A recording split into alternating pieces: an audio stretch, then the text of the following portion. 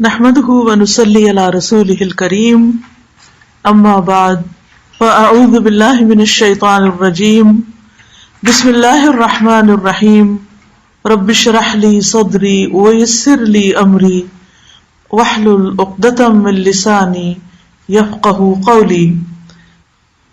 آج ہم انشاءاللہ ایک ایسے موضوع پر گفتگو کریں گے کہ جو ہر ایک کا موضوع گفتگو ہوتا ہے، یعنی بچے۔ ہمارے بچے، ہماری اولاد ہمارے لیے سب سے زیادہ قیمتی سرمایہ ہوتی ہے، اور اللہ سبحانہ تعالیٰ کی طرف سے ملنے والی نعمتوں میں سے سب سے زیادہ عزیز نعمت ہوتی ہے۔ سوچئے، گنیے کہ ہمیں کتنی نعمتیں ملی۔ اگر ہم گننا چاہیں تو ہم گن نہیں سکتے۔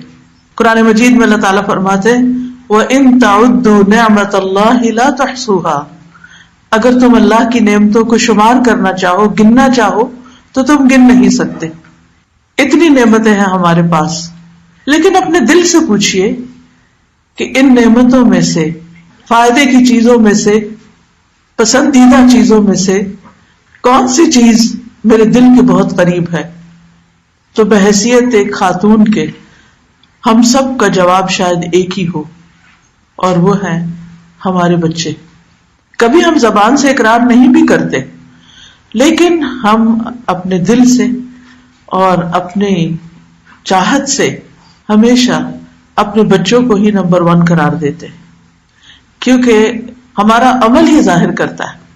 عام طور پر دیکھا گیا کہ مائیں خود بھوکی رہتی، بچوں کو کھلانا چاہتی، خود جیسے بھی کپڑے پہن لیں، اپنے بچوں کو، اپنی اولاد کو بہترین پہنانا چاہتی، خود جو بھی ایجوکیشن حاصل کی جیسے بھی، لیکن اپنے بچوں کو اپنے سے زیادہ بہتر اور اپنے سے آگے دیکھنا چاہتی۔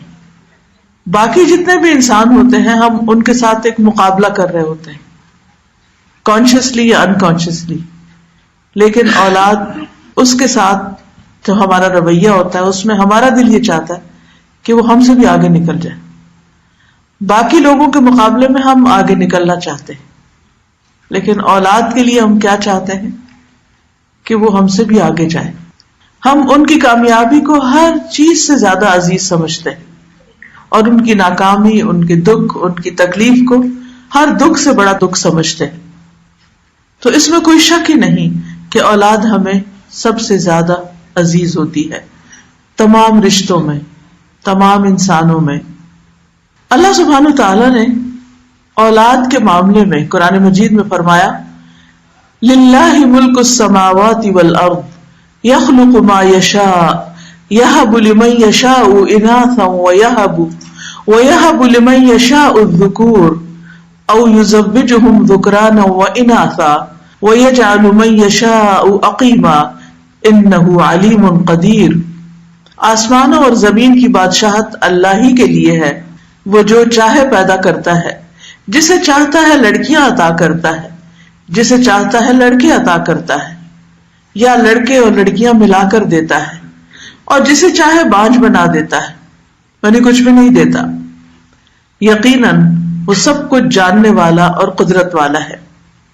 تو اس سے یہ پتہ چلتا ہے کہ جو بھی اولاد ہمیں ملی، وہ لڑکا ہے یا لڑکی، یہ اللہ ہی کا فیصلہ تھا، اللہ ہی کی دین تھی۔ جسے چاہا دونوں دیے، جسے چاہا ایک چیز دی، جسے چاہا کچھ بھی نہیں دیا۔ تو بہرحال اس اعتبار سے ہمیں یہ بات ہمیشہ یاد رکھنی چاہیے کہ اولاد اللہ کی دین ہے، اللہ ہی کی نعمت ہے، اور اس نے ہمارے حق میں جو پسند کیا وہ ہمیں عطا کیا، اس لیے اس معاملے میں اس پر راضی رہنا چاہیے۔ حقیقت یہ ہے کہ قرآن مجید میں اولاد کی پیدائش کو بھی ایک خوشخبری قرار دیا گیا ہے۔ سورۃ مریم آیت 7 میں آتا ہے یا زکریا انا نبشرک بغلام اسمہ یحییٰ، اے زکریا ہم آپ کو ایسے لڑکے کی خوشخبری دیتے ہیں جس کا نام یحییٰ ہوگا۔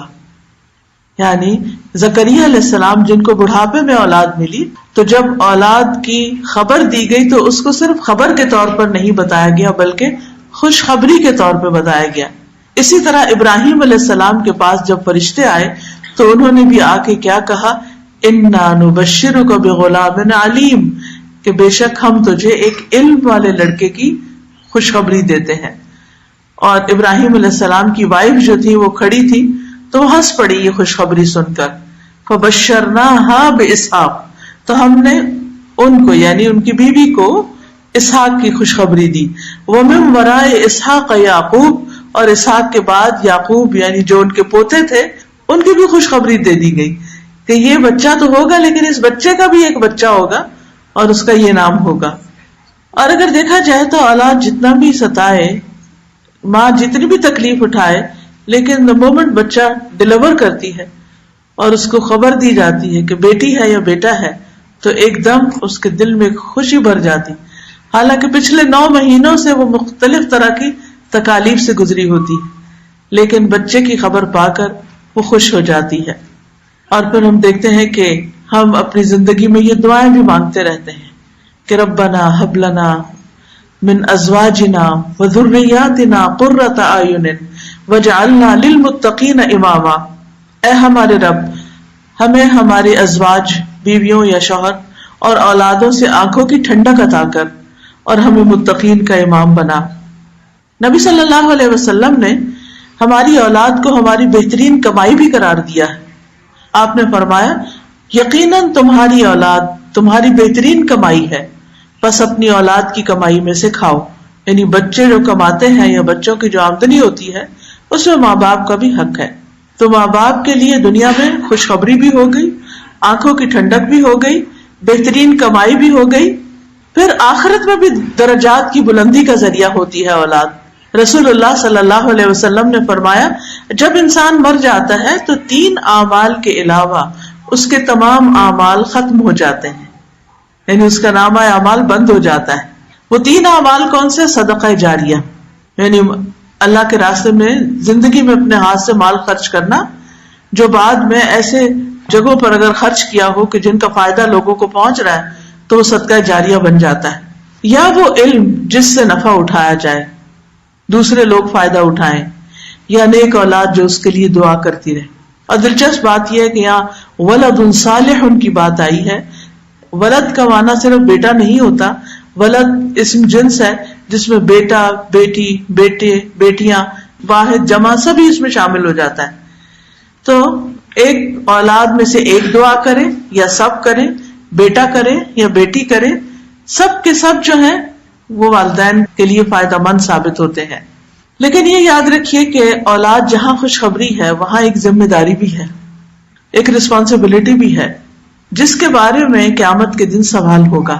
حدیث میں آتا ہے کہ ہر شخص ذمہ دار ہے، اور ایک اور روایت میں آتا ہے اس سے اس کے اہل خانہ کے بارے میں، یعنی جن کا وہ ذمہ دار ہے اس کے بارے میں بھی اللہ تعالیٰ خصوصیت سے پوچھے گا.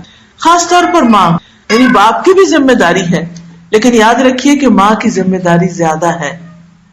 صحیح بخاری کی حدیث ہے، حضرت عبداللہ سے روایت ہے رضی اللہ عنہ کہ رسول اللہ صلی اللہ علیہ وسلم نے فرمایا تم میں سے ہر شخص نگران ہے اور اس سے اس کی رعیت کے بارے میں سوال کیا جائے گا.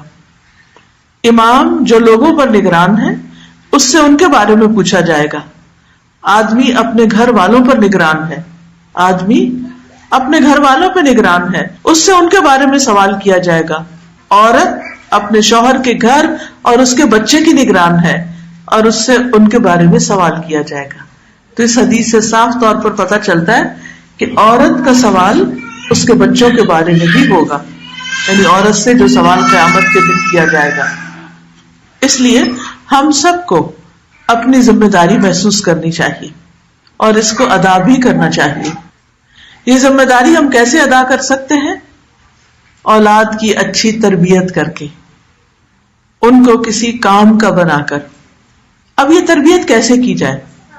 تمام والدین اس معاملے میں فکر مند ہوتے ہیں اور تربیت کرنا بھی چاہتے ہیں، لیکن بعض اوقات ان کو یہ معلوم نہیں ہوتا کہ یہ تربیت کیا ہوتی ہے اور کیسے ہوتی ہے. تو آج انشاءاللہ تعالی اس عزیز ترین نعمت، اس پیاری چیز یعنی اولاد کی جو اچھی تربیت ہے اس کے بارے میں کچھ چیزیں آپ کے ساتھ شیئر کروں گی تاکہ انشاءاللہ آپ ان چیزوں سے فائدہ اٹھاتے ہوئے اپنے بچوں کی صحیح معنوں میں قدردانی کریں اور اپنے لیے بہترین صدقہ جاریہ بنائیں. سب سے پہلی چیز یہ کہ تربیت اولاد جو ہے اس کی پلاننگ شادی سے پہلے کی جاتی. یہ نہیں کہ بچے جب جوان ہو جائیں اور اپنی مرضی کے مالک ہو جائیں پھر ہم تربیت شروع کریں. ہاں اس وقت بھی تربیت کا عمل جاری رہے گا، لیکن شروع کب ہوگا؟ شادی سے بھی پہلے. وہ کیسے؟ کہ شادی کرتے ہوئے اپنے بچی کی والدین بھی سوچیں اور خود لڑکا یا لڑکی بھی اس بات کے اوپر غور کریں اور اس بات کو سوچیں کہ وہ کس سے شادی کر رہے ہیں. کیونکہ عورت سے شادی 4 چیزوں کی بنیاد پر کی جاتی ہے. نبی صلی اللہ علیہ وسلم نے فرمایا تم اس سے دین کی بنیاد پر شادی کرو، یعنی دین کو بنیاد بناؤ. رسول اللہ صلی اللہ علیہ وسلم نے فرمایا دنیا فائدہ اٹھانے کی چیز ہے اور دنیا کی بہترین متاع نیک عورت ہے.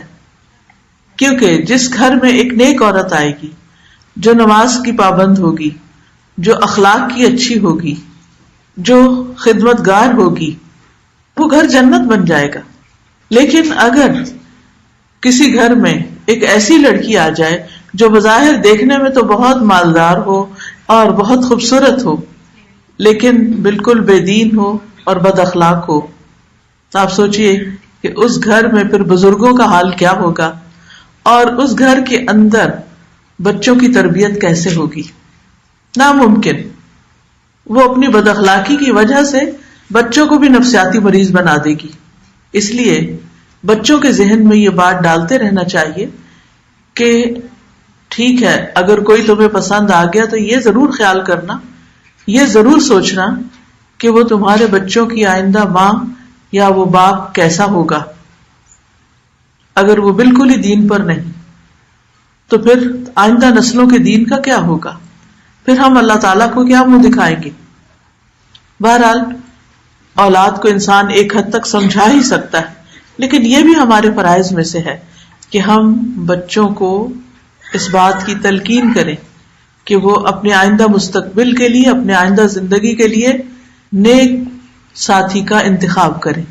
ماں باپ بھی نیکی کو سامنے رکھیں، اخلاق کو دیکھیں، اور اسی طرح اولاد بھی اپنے ساتھیوں کے لیے. ابو ہریرہ کہتے ہیں کہ رسول اللہ صلی اللہ علیہ وسلم نے فرمایا جب ایسا شخص تمہارے پاس نکاح کا پیغام بھیجے جس کے دین اور اخلاق سے تم مطمئن ہو تو اس سے اپنی بیٹی کا نکاح کر دو. اگر ایسا نہیں کرو گے تو زمین میں فتنہ اور زبردست فساد پیدا ہوگا. پھر جب شادی ہو جائے اچھے رشتے سے نباہ کرنا آسان ہوتا ہے. اس کے بعد اولاد کی پیدائش سے پہلے شوہر اور بیوی کا جو باہم ملاپ ہوتا ہے اس وقت کے لیے بھی ہمیں دعائیں سکھائی گئی. اور اس وقت کی خاص دعا کیا ہے؟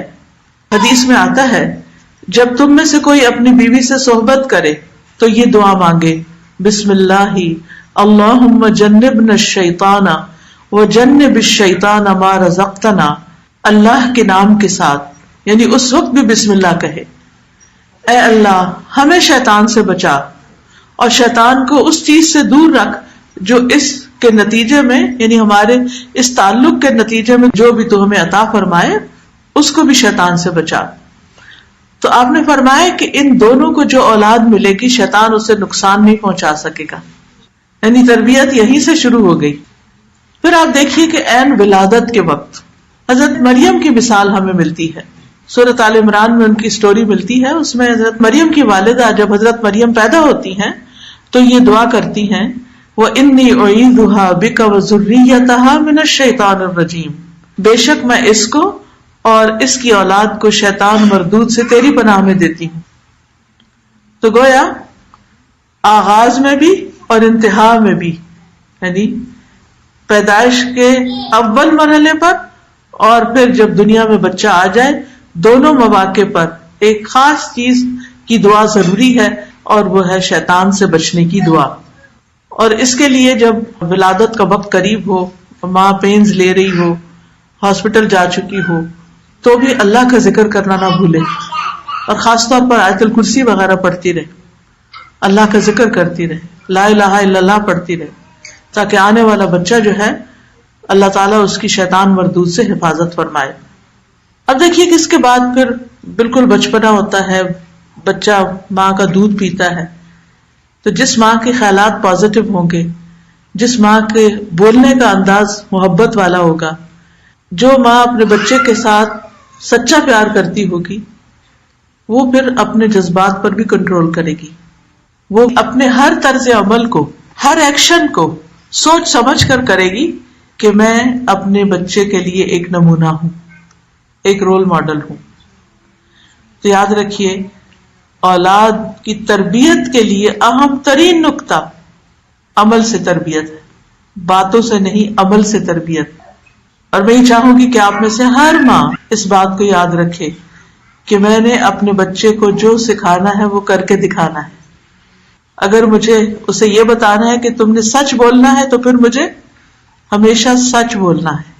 اگر میں نے اس کو امانت دار بنانا ہے تو خود امانت کا لحاظ رکھنا ہے. اگر میں نے اس کو زور سے چیخنے چلانے سے منع کرنا ہے تو خود آہستہ بول کر دکھانا ہے.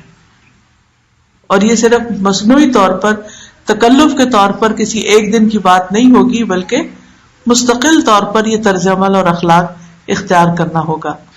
تو سب سے پہلی چیز یہ کہ اگر ہم چاہتے ہیں کہ ہم اولاد کی بہترین دینی تربیت کریں تو سب سے پہلے والدین خود دین پر کاربند ہوں. اور اس میں آپ دیکھیے کہ دین کے پر ہونے کا مطلب کیا ہے کہ اللہ سبحانہ وتعالیٰ کے بارے میں ہمارا گمان خود اچھا ہو، ہمارا اپنا اللہ سے خاص تعلق ہو، ہم جو مانگے اللہ سے مانگیں، ہم ہر حال میں اللہ کی طرف رجوع کریں، ہر دکھ سکھ میں، ہر تکلیف میں، ہر پریشانی میں اللہ کی طرف راغب ہوں. تو بچوں کو بھی خود بخود آ جائے گا کہ مشکلات میں کس سے مدد حاصل کرنا ہے. پھر اسی طرح یہ ہے کہ نماز کی پابندی. اگر ماں باپ خود نماز نہیں پڑھتے اور بچے کو صرف کسی اسلامی اسکول میں داخل کرا دیتے ہیں کہ وہ اسکول والے اس بچے کو نماز سکھا دیں کیونکہ ہم سے تو پڑھی نہیں گئی، چلو ہمارے بچے ہی پڑھ لیں، ان کا پڑھنا ہمیں فائدہ دے گا، تو یہ ان کی بھول ہوگی. اس لیے بے حد ضروری ہے کہ جو کام ہم بچوں سے کروانا چاہتے ہیں وہ خود کر کے دکھائیں. اس میں ہم نہ صرف یہ کہ فرائض کی ادائیگی بلکہ نوافل کی ادائیگی کا بھی اہتمام کریں. ایک شخص کا کہنا ہے کہ جب بھی میں کسی سلجھے ہوئے نوجوان کو دیکھتا ہوں، یعنی بڑا ڈیسنٹ بچہ ہے، مہذب ہے، سویلائزڈ ہے، بااخلاق ہے، تو مجھے یقین ہو جاتا ہے کہ ضرور اس کا باپ صالح اور نیک آدمی ہوگا. اور مجھے قرآن کی آیت یاد آتی ہے، وَقَانَ أَبُوهُمَا صَالِحًا، یعنی ان بچوں کے والدین جو تھے وہ نیک آدمی تھے. کیونکہ باپ اگر نیک ہو تو اس کا فائدہ دنیا میں ہی اس کو اپنی اولاد کی نیکی میں نظر آنے لگتا ہے. اسی طرح ایک مشہور اسکالر ہیں ڈاکٹر نبیل اوزی، وہ کہتے ہیں کہ جب مجھے نوافل کی ادائیگی میں سستی اور کاہلی ہونے لگتی ہے تو مجھے میرے بیٹے اور دنیا کی پریشانیاں یاد آتی ہیں کہ کہیں نوافل کی ادائیگی میں میری سستی اور کاہلی میری اولاد کی پریشانیوں کا سبب نہ بن جائے. کہیں ایسا نہ ہو کہ میں یہ عبادت چھوڑوں اور اس کی وجہ سے میرے بچے پریشانیوں میں مبتلا ہو جائے. یعنی جو شخص خود نیک ہوتا ہے وہ کیا چاہتا ہے کہ اس کے بچے بھی نیک ہوں. جو خود کو پریشانیوں سے بچاتا ہے وہ چاہتا ہے کہ وہ اپنے بچوں کو بھی پریشانیوں سے بچائے. اس کے لیے ہم اتنی زیادہ محنت کرتے ہیں کہ اپنی نمازیں بھی بھول جاتے ہیں اور زیادہ مال کما کے اپنا گھر بنانے کے بعد اپنے بچوں کے گھر بنانے کی فکر میں لگ جاتے ہیں. حالانکہ بچوں کا مستقبل، فیوچر محفوظ کرنے کے لیے انتہائی ضروری ہے کہ ہم فرائض کی ادائیگی کے ساتھ ساتھ نوافل کی بھی پابندی کریں. پھر اسی طرح اللہ کی عبادت کے ساتھ ساتھ بندوں کی خدمت کا کام، والنٹیئر کرنا، مختلف فلاحی رفاہی کام کرنا. ڈاکٹر نبیل اوزی یہ کہتے ہیں کہ میرے ایک دوست جو کویت میں بہت اچھی گورنمنٹ جاب میں تھے، وہ ہر روز کچھ گھنٹے والنٹیئر کرتے تھے، فلاحی کاموں میں لگاتے تھے. تو میں نے کہا کہ تم اپنے ہی کام کو اور زیادہ کر لو، یعنی اگر تم نے زیادہ ایکسٹرا کام کرنا ہے تو اپنی جاب میں زیادہ ٹائم لگا لو، تو تمہیں اس سے بھی زیادہ بڑی پوسٹ مل جائے گی، تمہاری پروموشن جلدی ہو جائے گی. تو وہ کہنے لگا کہ تم جانتے ہو کہ میں 6 بچوں کا باپ ہوں جن میں سے اکثریت میرے بیٹوں کی ہے. مجھے ڈر ہے کہ کہیں یہ بے راہ روی کا شکار نہ ہو جائے. جب سے میں نے کانا ابوہما صالحا کی تفسیر پڑھی ہے، میں اپنی زندگی کا ایک حصہ فلاحی کاموں کے لیے وقف کیے ہوئے ہوں.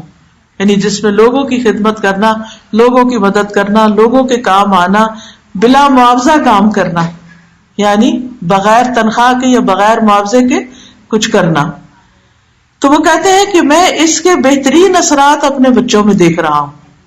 یعنی جب سے میں نے والنٹیئر کام کرنا شروع کیا ہے تو اس کا اثر مجھے اپنے بچوں میں نظر آ رہا ہے، کیونکہ بچے دیکھتے بھی ہیں کہ ماں باپ دوسروں کی خدمت کرتے ہیں، دوسروں کے کام آتے ہیں، اپنے ماں باپ کو وزٹ کرتے ہیں، ان کی بات کرتے ہیں، ان کے ساتھ اچھا سلوک کرتے ہیں، رشتہ داروں کے کام آتے ہیں، ان کے کام کر دیتے ہیں، اور دوستوں یاروں کے کاموں میں مدد دیتے ہیں. تو یہ چیز ان کے اندر بھی نیکی پیدا کرتی ہے، ان کے اندر بھی دوسروں کی مدد کا جذبہ پیدا ہوتا ہے. اور یاد رکھیے حدیث میں آتا ہے اللہ اس وقت تک اس بندے کی مدد کرتا ہے جب تک وہ بندہ دوسرے بندوں کی مدد میں لگا رہتا ہے. جو شخص دوسرے لوگوں کی مدد کرتا ہے اللہ تعالیٰ اس کے کام بنا دیتا ہے. بعض اوقات ہمارا ایٹیٹیوڈ یا رویہ کیا ہوتا ہے کہ میں اگر یہ کام کروں گی تو مجھے کیا ملے گا، مجھے کیا ملے گا، مجھے تو کچھ نہیں ملا. بعض اوقات ہم اپنے بوڑھے والدین کی یا ساس سسر کی خدمت کرتے ہیں تو ہم کہتے ہیں ہمیں کیا ملا، ابھی نہیں ملا، آئندہ زندگی میں ملے گا. یہ بڑھاپا صرف ان کے لیے نہیں ہے، یہ بڑھاپا ہم پر بھی آنا ہے. جب گھر میں ہسبینڈ وائف آپس میں جھگڑ رہے ہو اس بات پر، ہسبینڈ چاہتا ہو بیوی سے اس بات پہ تعاون کہ میرے ماں باپ کا خیال رکھو، اور بیوی کہتی ہو کہ میں نہیں رکھ سکتی، میری ہمت نہیں ہے یا میں یہ کام نہیں کر سکتی، تو کیا یہ کنورسیشن بچے نہیں سنتے؟ بچے سنتے ہیں، بچے دیکھتے ہیں. اگر گھر میں دادا یا دادی بوڑھی ہیں اور ماں ان کو وقت پر کھانا نہیں دے رہی تو بچے دیکھ رہے ہیں کہ کیا ہو رہا ہے. بعض اوقات ہم گھر سے باہر نکل کر تو والنٹیئر کرتے ہیں، گھر کے اندر نہیں کرنا چاہتے. تو یاد رکھیے اپنے فرائض سے بڑھ کر، اپنی ذمہ داریوں سے بڑھ کر جب ہم کسی کی بھی کوئی مدد یا خدمت کرتے ہیں تو اللہ سبحانہ و تعالی اس کی خیر ہمیں اپنے بچوں میں دکھاتے ہیں. پھر اسی طرح عبداللہ بن مسعود کے بارے میں آتا ہے کہ جب رات میں نوافل ادا کرتے تو سامنے اپنے چھوٹے سوئے ہوئے بچے کو دیکھتے اور کہتے من اجلک یا بنیا، اے میرے بیٹے تیرے روشن مستقبل کی خاطر، تیرے فیوچر کی خاطر میں یہ نوافل پڑھ رہا ہوں، تیرے لیے دعائیں کرنے کے لیے. اور روتے ہوئے اس آیت کی تلاوت کرتے وَكَانَ أَبُوهُمَا صَالِحًا، کہ ان کا باپ ایک نیک آدمی تھا. ابن مسیب کہتے ہیں اے میرے بیٹے میں تمہاری وجہ سے نماز کو لمبا کرتا ہوں اس امید پر کہ تمہارے بارے میں میری حفاظت کی جائے، یعنی تمہارے بارے میں مجھ سے جو سوال کیا جائے گا قیامت کے دن، اولاد کے بارے میں پوچھا جائے گا کہ ان کی کیا تربیت کی تھی، تو اس بارے میں میری پکڑ نہ ہو. اور پھر انہوں نے اس آیت کی تلاوت کی وَكَانَ أَبُوهُمَا صَالِحًا. پھر اسی طرح اولاد کی اصلاح کے لیے صدقہ کرنا. پہلی چیز کیا تھی؟ اللہ سے دعائیں کرنا. دوسری چیز نمازوں کی پابندی اور نوافل اور والنٹیئر کام. تیسری چیز نیک اعمال اور صدقہ کرنا. ایک شخص کا بیٹا جب کوئی نافرمانی کرتا یا اخلاقی طور پہ بگڑ جاتا تو وہ صدقہ کرنا شروع کر دیتا اور کھانا کھلاتا، یعنی لوگوں کو کھانا کھلانے لگتا اور کہتا کہ قرآن مجید میں آیا ہے خذ من اموالہم صدقۃ تطہرہم وتزکیہم بہا. نبی صلی اللہ علیہ وسلم کو حکم ہے قرآن مجید میں کہ ان کے مالوں میں سے صدقہ لے لیجئے، یعنی یہ جب صدقہ لائے تو صدقے کو لے لیجئے اور خیر کے کاموں میں استعمال کیجئے. مراد یہ ہے اس کے ساتھ، یعنی اس صدقے کی وجہ سے، اس صدقے کے ذریعے آپ انہیں پاک کیجئے. تو صدقہ کیا ہے؟ پاک کرنے کا ذریعہ ہے. اور انہیں صاف کیجئے. اور پھر وہ اس آیت کو پڑھ کر یہ کہتے اللہم ھذہ لتزکیۃ اخلاق ابنی فانھا اشد علی من مرضہ.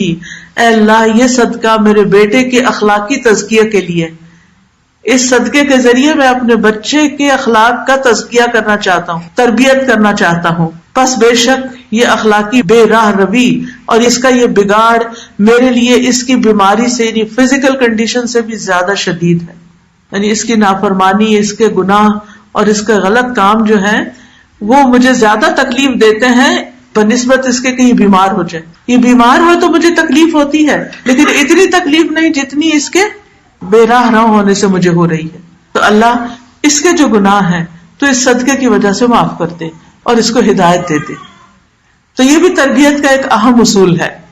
پھر اسی طرح ایک اور آدمی جس کے پاس زیادہ مال نہیں تھا، وہ مال کا صدقہ نہیں کر سکتا تھا، بس اس کے گزر گزارے کے لائق تھوڑے بہت اس کے پاس چیزیں تھی. تو اس کا بیٹا جب اس کے اوپر غالب آنے لگتا، بدتمیزی کرتا، تو وہ رات کو قیام میں سورۃ البقرہ پڑھتا اور دعا کرتا، اے اللہ یہ میرا صدقہ ہے، یعنی میرے پاس پیسے تو نہیں لیکن میں نے قرآن کی تلاوت کی ہے نماز میں، اس کو میرے سے قبول کر لے اور میرے لیے اس بیٹے کی اصلاح کر دے. کیونکہ بہت سے لوگ اسی قسم کے کوشچنز کرتے ہیں نا، بچے بدتمیزی کرتے ہیں، بچے بات نہیں مانتے، بچے تنگ کر رہے ہیں، بچے کام نہیں کر رہے، بچے شادی نہیں کر رہے، بچے جاب پہ نہیں جاتے. 100 بچوں کی مشکلات میں لوگ گھرے ہوئے ہوتے ہیں عام طور پر. ان کو سمجھ نہیں آتی کہ اس سے نکلنے کا کیا ذریعہ. کبھی کسی سائیکالوجسٹ کے پاس جا رہے ہیں، کبھی کسی مولوی صاحب کو بلا رہے ہیں، کبھی کسی جن بھوت بھگانے والے کو بلا رہے ہیں اور مسئلہ حل ہو کے دیتا ہی نہیں. تو بات یہ ہے کہ ایسے میں ٹھیک ہے انسان دوسروں سے مشورہ کرے، لیکن اس کے ساتھ ساتھ اپنے عمل کی اصلاح کرے، اپنی نمازوں کی اصلاح، اپنے قرآن کی اصلاح، اپنے صدقہ خیرات کی، اپنی تہجد، ان چیزوں کی طرف توجہ کرے اور خوب خوب اللہ تعالیٰ سے دعا کرے. اسی لیے کہا جاتا ہے کہ اپنے بیٹوں کی اصلاح، یعنی بچے مراد ہیں، اپنے بچوں کی اصلاح کی نیت کے ساتھ اللہ کی طرف عبادت کرو. پھر اگر وہ تمہاری کوششوں پر غالب آ بھی جائیں تو وہ تمہاری نیتوں پہ غالب آنے کی طاقت ہرگز نہیں رکھ سکتے. تو لازم ہے کہ ہم بچوں کی بری عادات کو ختم کرنے کے لیے اللہ تعالیٰ سے مدد لیں، اللہ کی مدد سے یہ سب کریں. مثلا اگر بچے کے اندر آپ دیکھتے ہیں کہ اس کو جھوٹ کی عادت پڑ رہی ہے، جھوٹ بولنے لگ گیا. جب چھوٹے ہوتے ہیں نا بچے تو بعض اوقات بڑے اچھے ہوتے ہیں، سیدھی سیدھی بات کرتے ہیں، پھر بڑے ہو کر کچھ ایسے کام کرنے لگتے ہیں جنہیں وہ ہم سے چھپانا چاہتے ہیں، تو اس میں پھر غلط بیانی سے کام لیتے ہیں. تو اس میں آپ دیکھیے کہ اب کون ہے جو ہماری مدد کرے کہ اس بچے کا جھوٹ ختم ہو جائے. تو سب سے پہلے اگر ہمارے ذہن میں کوئی آ بھی جائے کہ فلاں شخص بہت سمجھدار ہے، اس سے مشورہ کرتا ہوں، اس تک بھی جانے سے پہلے اللہ سے مدد لے کہ یا اللہ میں اس کام کے لیے تیرے فلاں بندے کے پاس جس کو تو نے علم دے رکھا ہے میں جا رہا ہوں، لیکن ہدایت تو دینے والا ہے، ہدایت تو ہی دے گا، تو اس کو ہدایت دے دینا، تو اس کو راستہ دکھا دینا. پھر اسی طرح آپ دیکھیے کہ بچوں کی تربیت کے لیے ان کے ساتھ اپنا گیپ کم کیجیے، کمیونیکیشن بڑھائیے، ان کے ساتھ وقت گزاریے. یہ نہیں کہ صرف پڑھنے پڑھانے کے لیے یا صرف چند نصیحتوں کے لیے یا صرف کھانے کی بیس پر نہیں، مختلف کاموں میں ان کو اپنے ساتھ شریک کریں. کیونکہ بعض اوقات ماں اپنے کام کر کر کے خوب ایکسپرٹ ہو جاتی ہے، کھانا پکانے کی اور گھر چلانے کی، گھر داری کی، لہٰذا بیٹیوں کے ہوتے ہوئے بھی وہ سارے کام خود ہی کرتی ہیں، بیٹیوں کو قریب نہیں آنے دیتی، کیونکہ ان کو لگتا ہے کہ وہ اتنا مزے کا کھانا نہیں بنے گا یا اتنے اچھے طریقے سے گھر نہیں چلے گا، لہٰذا وہ ہر کام خود ہی کرتی رہتی ہے. یہ طریقہ درست نہیں. اس سے کیا ہے کہ آپ تو کچن میں کام کر کر کے تھک رہے ہیں اور بچیاں موبائل میں بیٹھ کے ادھر ادھر گپ شپ کر رہی ہیں، یا چلے پڑھ بھی نہیں ہیں تو بھی یہ جسٹیفائی نہیں کرتا کہ آپ سارے کام اکیلے ہی کرتے رہیں. اور اس طرح آپ کو اپنے بچوں کے ساتھ ٹائم سپینڈ کرنے کا کوئی موقع ہی نہیں ملتا. لہذا بے حد ضروری ہے کہ آپ ان کا کچھ نہ کچھ وقت کا حصہ کام میں اپنے ساتھ لگا کر گزاریں، یعنی اکٹھے کام کریں، چاہے اکٹھے کوکنگ کریں، چاہے آپ اکٹھے لانڈری کے لیے تیاری کریں، چاہے آپ اکٹھے گارڈننگ کریں، چاہے اکٹھے گروسریز کرنے جائیں، چاہے کہ اکٹھے ڈاکٹر کے پاس جائیں، ان کے ساتھ کام کے دوران ٹائم سپینڈ کریں. اکٹھے کام کرنے سے باہم بانڈنگ، ایک ٹیم ورک ڈیولپ ہوتا ہے، انڈرسٹینڈنگ. مثلا شروع میں جب آپ کام کریں گے آپ کہیں گے یہ برتن 2 بجے، وہ کچھ اور پکڑا دے گی، آپ کہیں گے اتنا ڈالو، وہ زیادہ ڈال دے گی. اب آپ کو سخت غصہ آئے گا تو آپ کہیں گے جاؤ مجھے شکل نہ دکھاؤ، میں خود ہی کروں. نہیں نہیں نہیں، یہ ہے وقت صبر کا. کوئی بات نہیں، غلطی ہوگی، اچھا دوبارہ کرو، دوبارہ کرو، حتیٰ کہ اس کو وہ کام آ جائے. اور اس کا کانفیڈنس بحال ہو جائے. اگر آپ نے اس کی غلطی پر اس طرح اس کو ڈانٹ کے نکال دیا، ساری زندگی اس کو کانفیڈنس نہیں آئے گا کہ وہ یہ کام کر سکتی. اس کے اندر ایک خوف پیدا ہو جائے گا کہ میں ایک اچھی کک نہیں ہو سکتی، میں ایک اچھی گھر والی خاتون نہیں ہو سکتی، تو چلو صرف باہر کے کاموں میں ہی ایکسل کر جاؤ.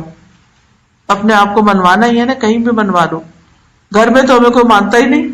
اکثر ایسے ہوتا ہے نا کہ ہم بچوں کو کمپیئر کرتے ہیں، فلاں کا بچہ فلاں جگہ یونیورسٹی میں ٹاپ کیا، تم نے کیوں نہیں کیا، تم تو نکمے ہی ہو، تم تو کچھ نہیں کرتے. نہیں، آپ دیکھیں اگر وہ اپنی لائف میں اپنی پیس پہ جا رہے ہیں تو ڈزنٹ میٹر.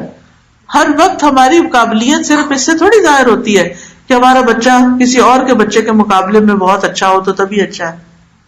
ایک بچہ ایک چیز میں بہت اچھا ہو سکتا ہے، دوسرا کسی اور چیز میں. تو اپنے بچے کی خامیوں پر ہی نظر نہ رکھیں اور صرف خوبیوں پر ہی نہ رکھیں، اس کو ہیومن بینگ سمجھیں اور اس کے مطابق اس سے ٹریٹ کریں. کبھی معاف کر دیں، کبھی نصیحت کر دیں، کبھی کسی اور طرح.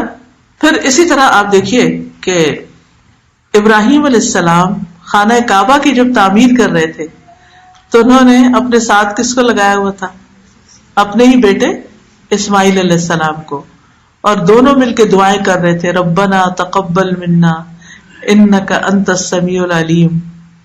پھر اسی طرح آپ دیکھیے کہ بچوں کی تربیت پہ یہ بڑی اہم بات ہے کہ ان کے ساتھ ہم سچا معاملہ کریں، جھوٹ کبھی نہ بولیں، غلط بیانی نہ کریں، ان سے کیا ہوا وعدہ پورا کریں.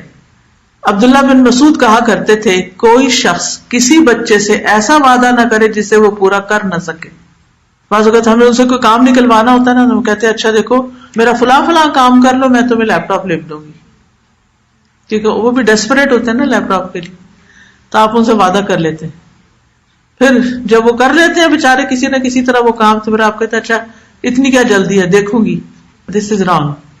یا تو وعدہ کرنا ہی نہیں چاہیے تھا. اگر آپ کر نہیں سکتے تھے تو وعدہ نہ کرتے، لیکن اگر آپ نے کر لیا تو پھر آپ اس کو پورا کریں، کیونکہ وعدہ خلافی ٹرسٹ بریک کر دیتی ہے. اور جس ریلیشن شپ میں ٹرسٹ نہ ہو وہ کبھی ریلیشن شپ اچھا نہیں ہو سکتا. اور اگر آپ کا اپنے بچوں کے ساتھ ریلیشن شپ اچھا نہیں تو آپ ان کی تربیت نہیں کر سکتے. تو اس ریلیشن شپ کو بہتر کرنا نہایت ضروری ہے.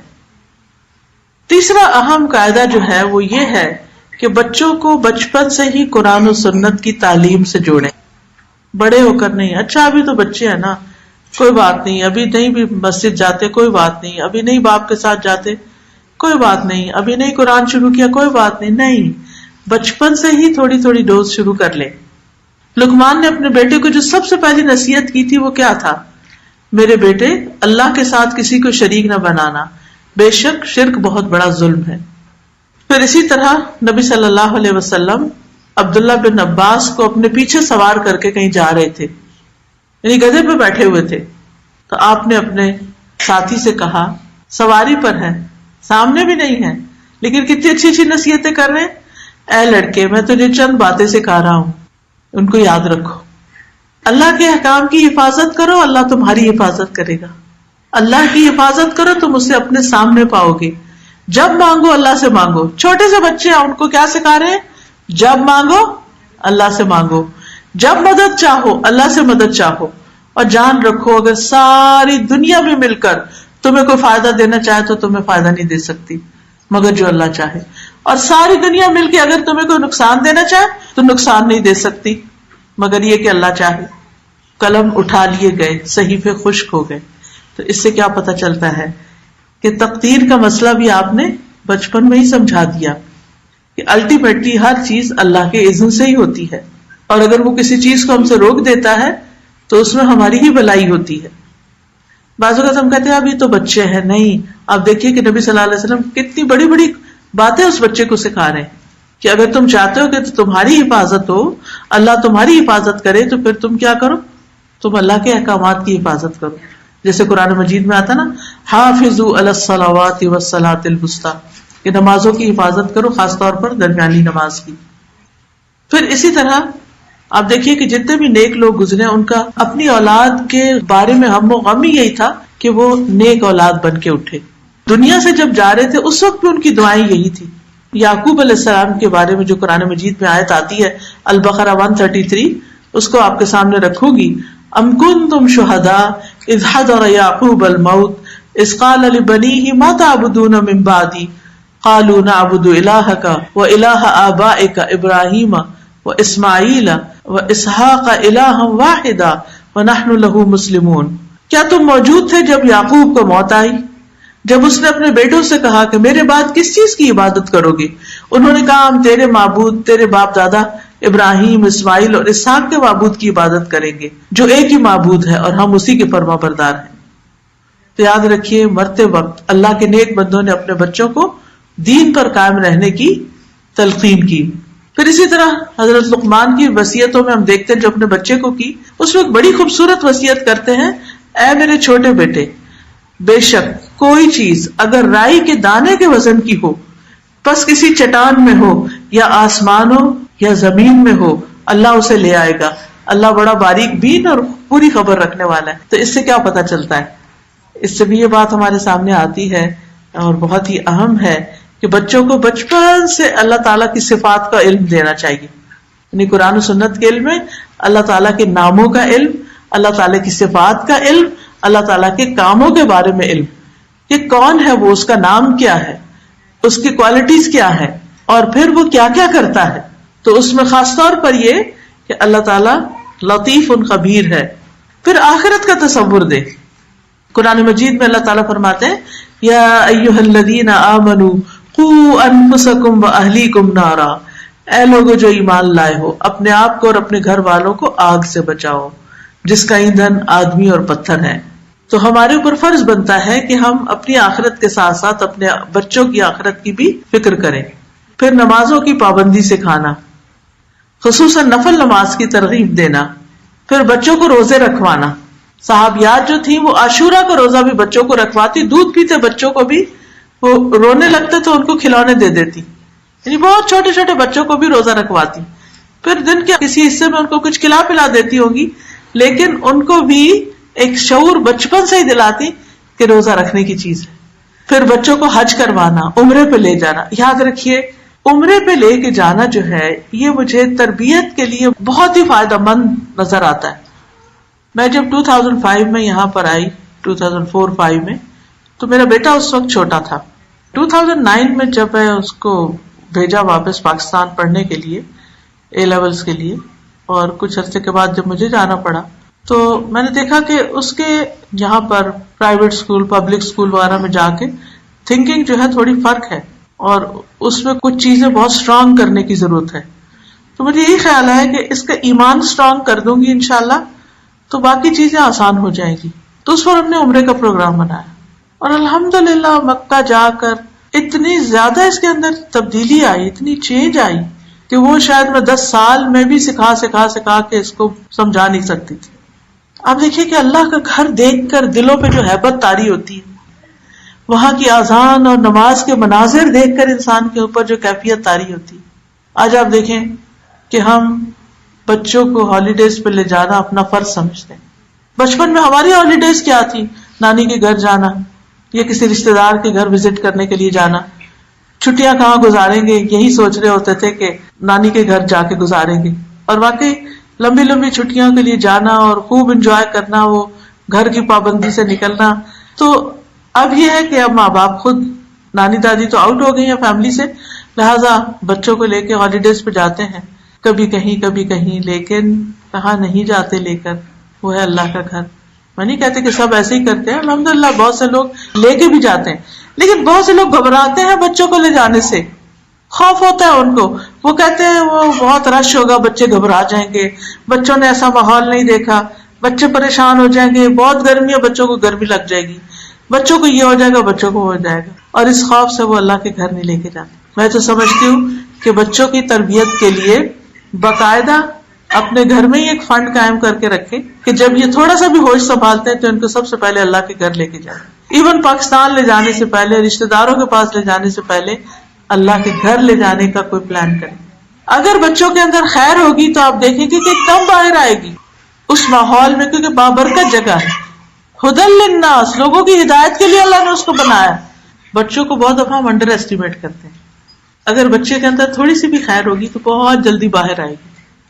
اور سب سے بڑھ کر یہ کہ اس کا اللہ پر ایمان مضبوط ہوگا، کیونکہ اللہ نے کعبہ کو اپنے گھر کو بنایا اس لیے تاکہ لوگ یہاں ہدایت پائیں، لوگ یہاں اکٹھے ہوں، ایک دوسرے سے سیکھیں، بہت سے تجربات کریں.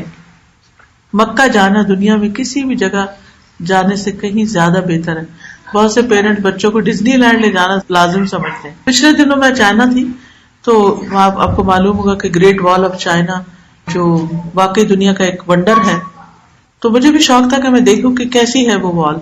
میں نے سمجھا کہ زمین پر ہی کوئی دیوار بڑی سی بنی ہوگی جیسے قلعوں کی دیواریں ہوتی ہیں، ایسی ہی کوئی چیز ہوگی یا بہت اونچی کوئی دیوار ہوگی کہ جس میں چڑھنا ذرا مشکل ہوگا. لیکن میری حیرت کی انتہا نہ رہی جب میں نے دیکھا کہ یہ تو پہاڑوں کے اوپر بھی بنی ہوئی ہے اور اتنے بڑے بڑے سٹیپس، اور عیسیٰ علیہ السلام کی پیدائش سے بھی 200-300 سال پہلے کی ہے وہ، یعنی اس وقت بننا شروع ہوئی تھی. اگرچہ اس کو کافی ٹائم لگا بننے میں، 10,000 کلومیٹر دور ہے. ہو سکتا ہے آپ میں سے بھی کسی کو جانے کا اتفاق ہوا ہو. تو جن لوگوں کے ساتھ چائنیز کے ساتھ تھی تو کہنے لگے کہ ہمارے ہاں یہ لازم ہوتا ہے کہ ہم اپنے بچوں کو یہاں پر لے کر آئیں. اس سے ان کے اندر ایک کانفیڈینس پیدا ہوتا ہے، اپنی ہسٹری کے ساتھ ایک لگاؤ ہوتا ہے، کیونکہ بچوں کو جب اپنی روٹس پتہ چلتی ہیں تو ان کے اندر بہت کانفیڈینس آتا ہے. تو ہماری روٹس اور ہماری ہسٹری تو اسلام کی ہسٹری ہے. وہ کہتے ہیں کہ جو بچہ اپنے والدین کے ساتھ آ کے اس دیوار پر چڑھتا ہے وہ ہیرو مان لیا جاتا ہے کہ you are a real hero, کہ جس نے اتنی ہمت کی ہے کہ یہاں تک پہنچے اور پھر اس وال کو کلائم کیا. ویسے دیکھنے سے تعلق رکھتی، لیکن میں یہ سوچ رہی تھی کہ اس میں لکھا ہوا تھا اپنے کتنے ہزار چائنیز جو وہ ہر سال یہاں پر آتے ہیں اور دیوار پہ چڑھ کے جاتے ہیں. کس لیے انہوں نے اس کو اتنا پریزرو کیا ہوا ہے، اس کے لیے اتنے اہتمام کیے ہوئے ہیں تاکہ بچے اپنی ہسٹری کے ساتھ کنیکٹڈ رہیں، انہیں اس بات پر فخر ہو، انہیں اس بات پر خوشی ہو کہ ان کے آباء و اجداد نے اتنا بڑا کام کیا. ابراہیم اور اسماعیل علیہ السلام نے اس گھر کو بنایا تھا اور لوگوں کو وہاں پر پہاڑ پہ کھڑے ہو کے آواز دی تھی، اور آج دیکھیں کہ کس طرح لوگ جوک در جوک جا رہے ہیں. یہ ایک بہت بڑا نمونہ ہے ہمارے لیے بھی اور بچوں کے لیے بھی. تو اس لیے اگر آپ چاہتے کہ آپ کے بچوں کی تربیت اچھی ہو، خصوصاً بڑے بچوں کی، تو کوئی بھی ٹائم لے کر، کیونکہ اکثر بڑے بچے جب ہو جاتے ہیں تو آپ انہیں کہتے ہیں نا چلو وہاں چلیں، تو وہ کہتے ہیں ٹائم نہیں ہے، ابھی نہیں جا سکتے. تو آپ انہیں سے پوچھیں کب جا سکتے ہیں، اپنا اسکیڈول ان کے اراؤنڈ کر لیں. کبھی ایسا ہوتا ہے نا بچپن میں تو ہم ان کے اسکیڈول اپنی مرضی کے ساتھ ملا لیتے ہیں، لیکن آپ بڑے ہو جائیں تو پھر آپ ان کے اراؤنڈ رکھ لیں اپنا پروگرام.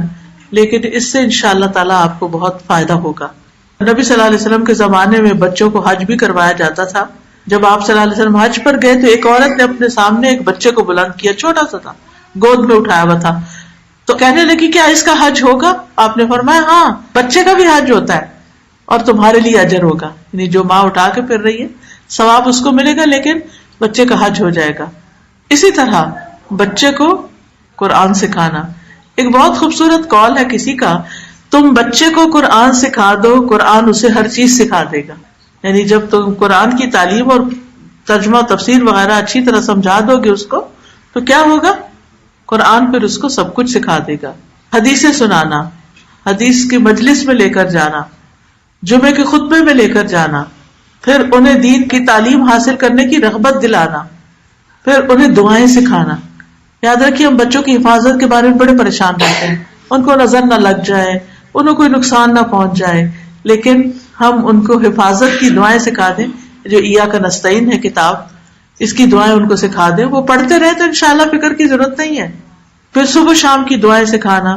چوتھی چیز بچوں کی تربیت میں انہیں عمدہ اخلاق سے سجانا. دیکھیے آپ کے بچے کی ویلیو صرف اس کی ڈگری کے ساتھ نہیں ہے اگر وہ بد اخلاق ہے. آپ کے بچے کی ویلیو اس کے اچھے اخلاق کے ساتھ ہے، اس کے کیئرنگ اینڈ لونگ ایٹیٹیوڈ کے ساتھ ہے. جو بچے پتھر کی طرح کھڑے ہو جائیں اور ہلے نہ جلے، نہ کوئی ایموشن ظاہر کرے، نہ کسی آنے والے کے سلام کا جواب دے، نہ ہی کسی سے نظریں ملائیں، یہ بچے کیا بچے ہیں؟ تو وہ جیسے قرآن مجید میں آتا ہے کہ یہ لکڑی کے کندے ہیں. سورۃ المنافقون میں آتا ہے نا کہ ایسے جیسے دیوار کے ساتھ لکڑیاں چن کے رکھ دی گئی. تو بعض اوقات چھوٹے بچوں کو ملتے ہیں، نہ آنکھ ملاتے ہیں، نہ ہاتھ ملاتے ہیں، گلے لگائے تو گلے نہیں لگتے، کس کرنا چاہے تو منہ پھیر کے ایک طرف ہو جائیں گے. اور یہ پرائے بچے نہیں، اپنے ہی خاندان کے بچوں کو اگر آپ دیکھیں تو ان کے اندر یہاں کی سرد ہوائیں لگ لگ کے ٹھنڈے ہو گئے ہیں. وہ جہاں ہمارے لیے ایموشنل نہیں باقی رہے ان کے. اس گیپ کو کم کرنے کی ضرورت ہے، اور اس کے لیے بہت ضروری ہے کہ ہم ہر قیمت پر ان کو اچھا اخلاق اور ادب سکھائیں، مینر سکھائیں، کہ کسی کے ساتھ برا نہیں کرنا، رشتہ داروں کے ساتھ، دوستوں کے ساتھ، پڑوسیوں کے ساتھ. کیونکہ نیبرہڈ میں کھیلنے چلے جاتے ہیں، وہاں سے لڑکے آ جائیں گے اور رشتہ داروں کے نام تک نہیں آتے. آپ جا کے ذرا پوچھیں اپنے بچوں سے نانی کا کیا نام تھا، دادی کا کیا نام تھا، اور آپ جواب دیکھ لیں گے کہ کیا ہوتا ہے. حضرت لقمان نے اپنے بچے کو جو تلقین کی تھی، اس میں انہوں نے کہا تھا، اے بیٹے نماز قائم کرو، نیکی کا حکم دو. بچہ اور نیکی کا حکم، جی ہاں، اور برائی سے منع کرو، اور اس مصیبت پر صبر کرو جو تمہیں پہنچے. یہ ہمت کے کاموں میں سے ہے. اور لوگوں کے لیے اپنا منہ پھلا کے نہ رکھو، زمین میں اکڑ کے نہ چلو. بے شک اللہ کسی اکڑنے والے، فخر کرنے والے سے محبت نہیں کرتا. اپنی چال درمیانی رکھو، اپنی آواز کچھ نیچے رکھو، والیوم لو رکھو. بے شک سب آوازوں سے بری آواز گدھے کی آواز ہے. پھر ہر چیز کے آداب سکھانا، کھانے پینے، لباس، سونے، جاگنے، گھر سے نکلنے، گھر میں داخل ہونے کے، سواری پہ سوار ہونے کے، گاڑی میں بیٹھنے کے، گاڑی سے نکل کر گھر کے اندر آنے کے. یہ سارے ادب آداب ہماری کتابوں میں موجود ہیں. آپ ان کو بچوں کے اندر ڈالنے کی کوشش کریں تاکہ وہ ہر شر سے محفوظ رہیں. اسی طرح کھانے کے آداب، اجازت لینے کے آداب، گفتگو کے آداب، پھر رازوں کی حفاظت کرنا سکھانا، اور پھر غلط کام پر اس وقت تک اعراض نہ کرنا جب تک اصلاح نہ ہو جائے. پھر اسی طرح انہیں اچھا ماحول دیجیے، اچھے دوست دیجیے. بعض مائیں پوچھتی ہیں بچے بات نہیں سنتے.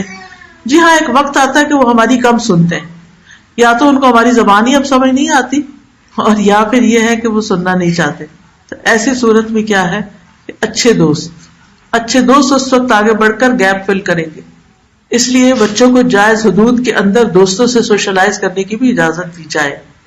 پھر اسی طرح بچوں کو نیک لوگوں کے ساتھ رہنے کی ترغیب دینا. ہمارے ہاں تو ایک بچہ ہے نا، بچہ کہہ کے بچہ ہی کرتے، اور چھوٹے چاہے وہ بچوں کا باپ بھی بن جائے پھر بھی وہ چھوٹا ہی رہتا ہے. تو ایسی صورت میں یہ ہے کہ بچوں کو ان کے دوستوں کے سامنے پھر شرمندہ بھی نہیں کرنا چاہیے. نیک لوگوں کے ساتھ رہنے کی ترغیب دلانی چاہیے، نیک لوگوں کی خدمت کرنے والا بنانا چاہیے. حضرت انس کہتے ہیں نبی صلی اللہ علیہ وسلم مدینہ آئے تو میری عمر 10 سال تھی. میری مائیں، نانی، خالہ وغیرہ ہمیشہ مجھے نبی صلی اللہ علیہ وسلم کی خدمت کے لیے تاکید کرتی رہتی تھی کہ تم نے ضرور ان کی خدمت کرنی. چنانچہ میں نے 10 سال آپ کی خدمت کی، اور نبی صلی اللہ علیہ وسلم کی وفات ہوئی تو میں 20 سال کا تھا. پردے کے متعلق میں سب سے زیادہ جاننے والوں میں سے ہوں. پھر قناعت پسند لوگوں سے ملنا اور ان کی اتباع کرنا. چھٹی چیز ہے بچوں کے ساتھ نرمی اور شفقت اور محبت، پیار. نرمی سے جو کچھ ہوتا ہے وہ سختی سے نہیں ہوتا. نبی صلی اللہ علیہ وسلم کے بارے میں آتا ہے، حضرت انس کہتے ہیں میں نے آپ سے زیادہ کسی کو بچوں پہ شفقت کرتے ہوئے نہیں دیکھا. پھر بچوں کو جو پیار نہ کرے ان والدین کے لیے ڈانٹ ہے آپ کی. پھر اسی طرح بول کے محبت کا اظہار کرنا. نبی صلی اللہ علیہ وسلم حضرت انس کے لیے کہتے تھے اللہم انی احبہ فاحبہ واحبب من یحبہ. اے اللہ میں اس بچے سے محبت کرتا ہوں، تو بھی اس سے محبت کر، اور اس سے محبت کر جو اس سے محبت کرے، یعنی حضرت حسن سے محبت کرے. پھر پیار سے نام لینا. حضرت ام سلمہ کی بیٹی جو ان سے نکاح کے بعد آپ کی ربیبہ بنی تھی، تو وہ چھوٹی تھی، بالکل دودھ پیتی بچی تھی، تو ان کو کہتے تھے زوینب یعنی زینب کی بجائے زوینب، یعنی تھوڑا سا نام بدل کے پیار سے. پھر اسی طرح بچوں کو توجہ بھی دینا، بچوں کے ساتھ کھیلنا جیسے پکڑن پکڑائی وغیرہ. پھر نماز میں اپنے اوپر سوار ہونے دینا. چھوٹے ہوتے تو نماز میں سوار ہوتے ہیں نا ہمارے سر پہ، بڑے ہو کر ہماری نروز پر سوار ہو جاتے ہیں. تو اس میں یہ ہے کہ بہت زیادہ پھر ریئیکٹ نہیں کرنا چاہیے، صبر کے ساتھ سننے. اچھا پھر اور پھر آپ سوال کریں ان سے، اس سے ان کو سوچنے کا موقع ملے گا. بیمار ہو جائے تو خاص خیال رکھیں. یہ وقت ہوتا ہے اعتماد جیتنے کا. تکلیف کے وقت جو کام آتا ہے نا اس کی بات نہیں بھولتی، لیکن ہم ایسے مواقع پر اپنے بچوں کو وہ نہیں دیتے جو دینا چاہیے. برا کہتے ہیں کہ میں ابو بکر کے ساتھ آیا، جب پہلے وہ مدینہ کی طرف آئے تو میں دیکھتا ہوں کہ ان کی بیٹی عائشہ لیٹی ہوئی ہے اور انہیں بخار ہے. تو ابو بکر ان کے پاس آیا اور انہوں نے کہا کیا حال ہے بیٹی، اور ان کے رخسار کو چھو لیا، یعنی گال کو پیار کیا. پھر اسی طرح بچوں کے علاج معالجے کی فکر کرنی چاہیے، لیکن ایسی دوائیں نہیں دینی چاہیے کہ جس سے وہ تکلیف اٹھائیں. پھر ان کو عزت دے. یاد رکھیے کسی کی رسپیکٹ کر کے ہم اس سے جو کام نکلوا سکتے ہیں وہ ہم اس کی بے عزتی کر کے نہیں نکال سکتے، چاہے وہ چپ کر کے آپ سے آگے آرگیو نہ کرے. نبی صلی اللہ علیہ وسلم بچوں کو اپنی چادر کے اندر لے لیتے تھے. پھر اسی طرح انہیں نرمی سے اٹھانا، پیار سے ان کو رکھنا، چہرے پہ نہیں مارنا، بہت زیادہ روک ٹوک نہیں کرنی، بہت زیادہ انٹرفیئرنس نہ کرے بچوں کے معاملات میں. وقت مقرر کریں، ان کے ساتھ روز بیٹھیں، بات چیت کریں، گیپ کھاؤ تم کریں، لیکن کسی وقت بھی بچوں کو اکیلا نہ چھوڑا جائے اور اس پر اعتماد نہ کیا جائے، تو یہ چیز اس کے لیے بہت نقصان دہ ہو جاتی. پھر اسی طرح یہ کہ ان کے کام کر دینا چھوٹے چھوٹے، ان کو شکریہ، پلیز، وہ میجک ورڈ سکھانا. کون کون سے میجک ورڈز؟ پلیز، سوری، شکریہ، تھینک یو، جزاک اللہ. ٹھیک ہے نا؟ تو یہ آپ بچوں کے ساتھ استعمال کیجئے، کیونکہ بہت سے لوگ باہر تو ہر ایک کو تھینک یو کہتے، اس کے لیے دروازہ بھی روک کے رکھتے، لیکن گھر والوں کے لیے ہم یہ احسان بھول جاتے ہیں. یہ سب کچھ گھر میں کرنے کی ضرورت ہے. آج آپ کے بچے کہیں گے آپ کہاں سے ہو کے آ رہی. نبی صلی اللہ علیہ وسلم بچوں سے پیار کرتے، ان کے ساتھ کھیلتے بھی تھے.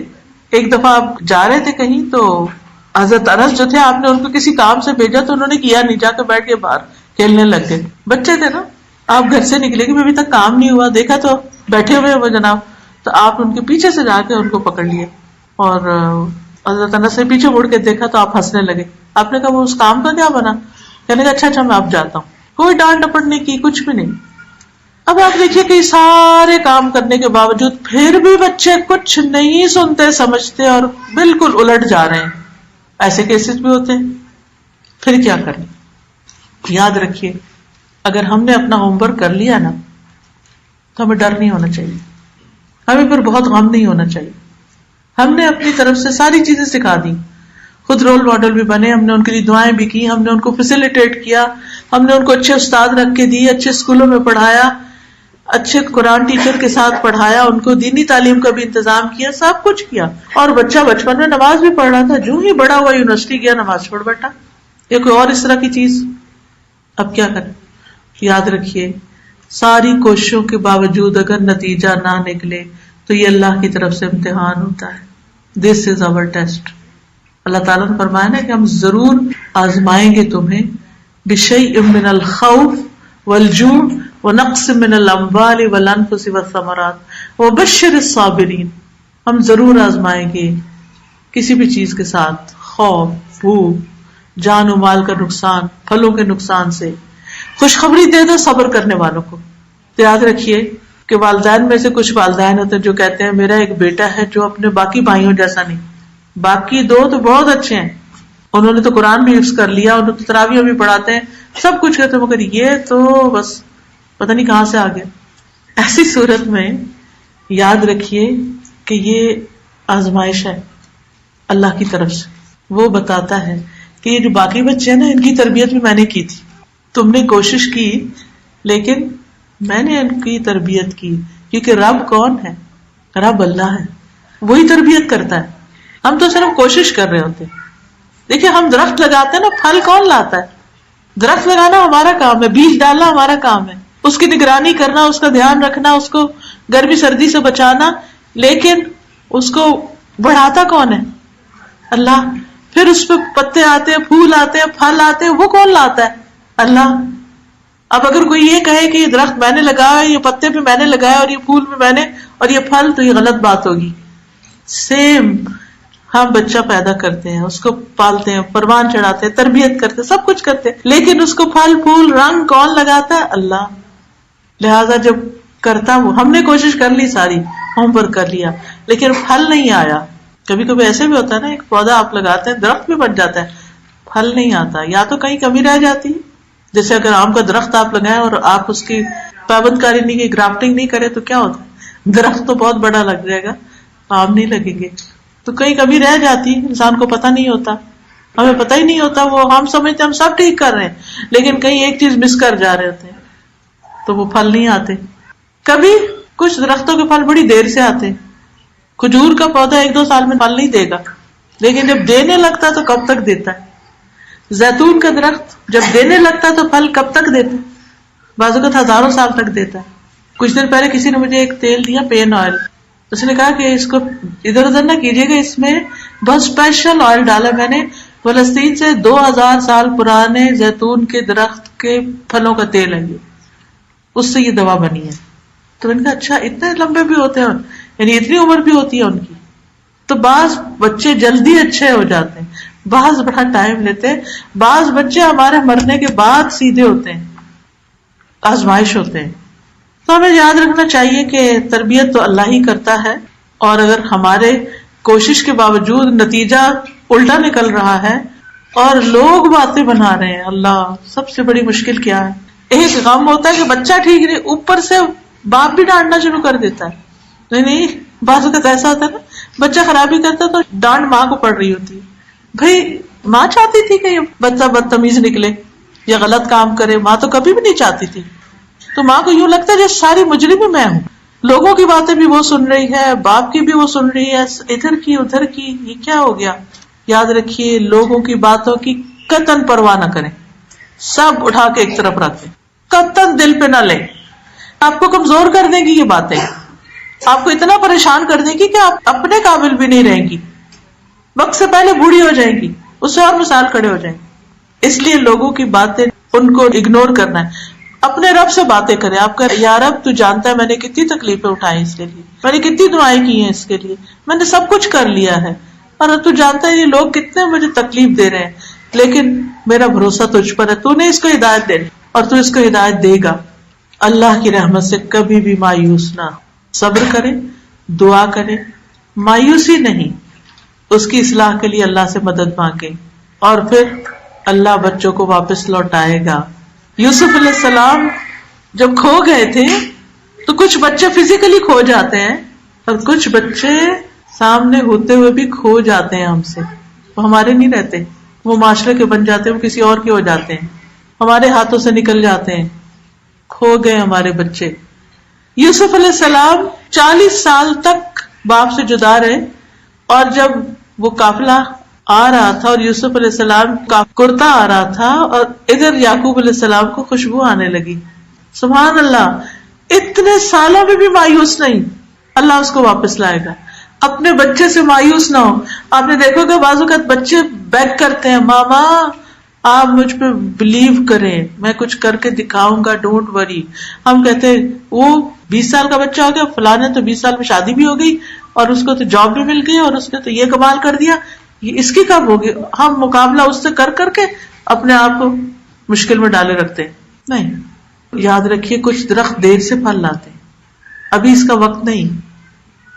ہو سکتا ہے دنیا میں آپ نہ دیکھیں وہ سب رونقیں، لیکن ہمارے لیے، ہم مومنوں کے لیے تو دنیا کے علاوہ آخرت بھی ہے، اس میں سب کچھ نظر آئے گا انشاءاللہ. اور کبھی بھی دعا مانگنا نہ چھوڑیں. خود پر اعتماد نہیں کریں، اللہ پر اعتماد کریں. امتحان کو امتحان سمجھیں. تو کرنے کے پھر 3 کام ہوئے. نمبر 1، لوگوں کی باتوں کی پرواہ نہیں کریں اور بچوں سے بات کریں. بچوں سے بات کریں، نتیجے کی پرواہ نہ کریں. بعض اوقات ہم کہتے ہیں یہ سنتے ہی نہیں، انہوں نے نہیں سننا. نہیں، سنیں گے، اللہ دل میں ڈالے گا. نصیحت کرتے رہیں، سمجھاتے رہیں. نمبر 2، ان کے پیچھے نہیں پڑنا، سمجھا کے چھوڑ دے. یہ جب پیچھے پڑ جاتے ہیں نا تو وہ سب آگے بھاگ جاتے ہیں، پھر بہت دور ہو جاتے ہیں. جتنا ہم پیچھے پڑتے ہیں اتنے وہ ہم سے دور بھاگتے ہیں. اور یہ بات یاد رکھیں، ہدایت اللہ کے ہاتھ میں، لہٰذا مجھے اسی سے امید رکھنی ہے اور اسی سے دعا کرنی ہے. اللہ میری نیتوں کو جانتا ہے. اور یاد رکھیے اولاد کی طرف سے ملنے والی پریشانی گناہوں کا کفارہ بنتی ہے. ہم نے جو غلطیاں کی ہوتی ہیں نا زندگی میں، تو پریشانی سے گناہ دھلتے ہیں. تو گناہوں کے مٹنے کا طریقہ یاد رکھیں، اپنے رب سے استغفار کرتے رہیں، دعائیں مانگتے رہیں، اور ان آیات پر غور کریں جو اولاد کے حق میں جو دعا کی جاتی ہے ان دعاؤں کو مانگیں. نبی صلی اللہ علیہ وسلم نے فرمایا 3 قسم کے لوگوں کی دعائیں قبول ہوتی ہیں اور ان کی قبولیت میں کوئی شک ہی نہیں. مظلوم کی دعا، مسافر کی دعا، اور والد کی اپنے اولاد کے لیے دعا. نبی صلی اللہ علیہ وسلم اپنے بارے میں فرماتے تھے انا دعوت ابی ابراہیم، میں اپنے باپ ابراہیم کی دعا ہوں، یعنی آج میں جو کچھ ہوں ان کی دعا سے ہوں. انہوں نے دعا مانگی تھی نا کہ میری نسل میں ایک ایسا پیغمبر پیدا کر دے.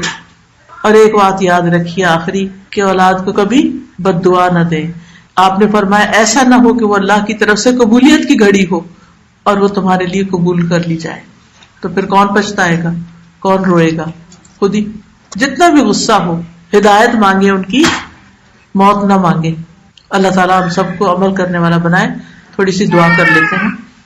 سبحان اللہ والحمد للہ ولا الہ الا اللہ واللہ اکبر ولا حول ولا قوة الا باللہ العلی العظیم. اللہم صل علی محمد وعلی آل محمد کما صلیت علی ابراہیم وعلی آل ابراہیم انک حمید مجید. اللہم بارک علی محمد وعلی آل محمد کما بارکت علی ابراہیم وعلی آل ابراہیم انک حمید مجید. ربنا هب لنا من ازواجنا وذریاتنا قرۃ اعین واجعلنا للمتقین اماما.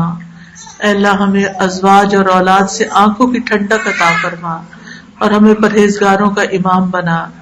ربنا واجعلنا مسلمین لک ومن ذریتنا امۃ مسلمۃ لک وارنا مناسکنا وتب علینا انک انت التواب الرحیم. اے ہمارے رب ہمیں اپنا فرما بردار بنا لے اور ہمیں اپنی عبادت کے طریقے بتا اور ہماری توبہ قبول فرما. بے شک تو بڑا توبہ قبول کرنے والا اور نہایت رحم کرنے والا ہے.